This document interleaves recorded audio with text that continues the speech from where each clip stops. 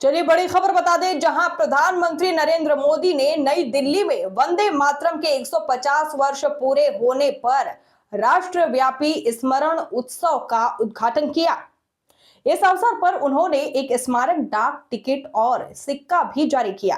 यह कार्यक्रम 7 नवंबर 2025 से 7 नवंबर 2026 तक चलेगा, जो कि बंकिम चंद्र चटर्जी द्वारा रचित इस राष्ट्रीय गीत के 150 वर्ष पूर्ण होने का उत्सव मनाएगा। कि मुश्किलें कितनी भी क्यों न हो, भारत अपने स्वर्णिम दौर को पुनर्जीवित कर सकता है। और इसलिए उन्होंने आह्वान किया, वंदे मातरम। साथियों, गुलामी के उस कालखंड में भारत को नीचा और पिछड़ा बताकर जिस तरह अंग्रेज अपनी हुकूमत को जस्टिफाई करते थे, इस प्रथम पंक्ति ने उस दुष्प्रचार को पूरी तरह से ध्वस्त करने का काम किया।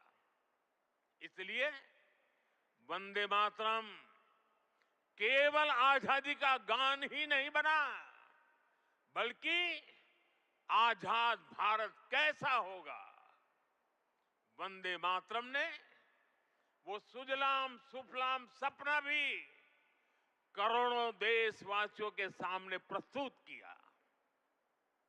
साथियों, आज ये दिन हमें वंदे मातरम की असाधारण यात्रा और उसके प्रभाव को जानने का अवसर भी देता है। जब सन 1875 में बंकिम बाबू ने बंग दर्शन में वंदे मातरम प्रकाशित किया था, तो कुछ लोगों को लगता था कि ये तो केवल एक गीत है। लेकिन देखते ही देखते वंदे मातरम भारत के स्वतंत्रता संग्राम का कोटि कोटि जनों का स्वर बन गया। एक ऐसा स्वर जो हर क्रांतिकारी की जबान पर था, एक ऐसा स्वर जो हर भारतीय की भावनाओं को व्यक्त कर रहा था। आप देखिए, आजादी की लड़ाई का शायद ही ऐसा कोई अध्याय होगा जिससे वंदे मातरम किसी न किसी रूप से जुड़ा नहीं था। 1896 में गुरुदेव रवींद्रनाथ ठाकुर ने कोलकाता अधिवेशन में वंदे मातरम गाया। 1905 में बंगाल का विभाजन हुआ। ये देश को बांटने का अंग्रेजों का एक खतरनाक एक्सपेरिमेंट था, लेकिन वंदे मातरम उन मंसूबों के आगे चट्टान बनकर के खड़ा हो गया। बंगाल के विभाजन के विरोध में सड़कों पर एक ही आवाज थी, वंदे मातरम। साथियों, बरिसाल अधिवेशन में जब आंदोलनकारियों पर गोलियां चली, तब भी उनके होठों पर वही मंत्र था, वही शब्द थे, वंदे मातरम।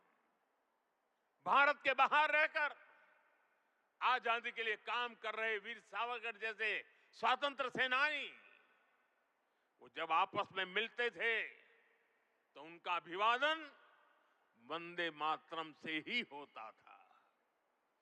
कितने ही क्रांतिकारियों ने फांसी के तख्त पर खड़े होकर भी वंदे मातरम बोला था। ऐसी कितनी ही घटनाएं, इतिहास की कितनी ही तारीखें, इतना बड़ा देश, अलग अलग प्रांत और इलाके, अलग अलग भाषा बोलने वाले लोग, उनका आंदोलन, लेकिन जो नारा, जो संकल्प, जो गीत हर जबान पर था, जो गीत हर स्वर में था, वो था वंदे मातरम। इसलिए भाइयों बहनों, 1927 में महात्मा गांधी ने कहा था, वंदे मातरम हमारे सामने संपूर्ण भारत का ऐसा चित्र उपस्थित कर देता है जो अखंड है। श्री अरविंदो ने वंदे मातरम को एक गीत से भी आगे उसे एक मंत्र कहा था। उन्होंने कहा, ये एक ऐसा मंत्र है जो आत्मबल जगाता है। भिकाजी कामा ने भारत का जो ध्वज तैयार करवाया था, उसमें बीच में भी लिखा था,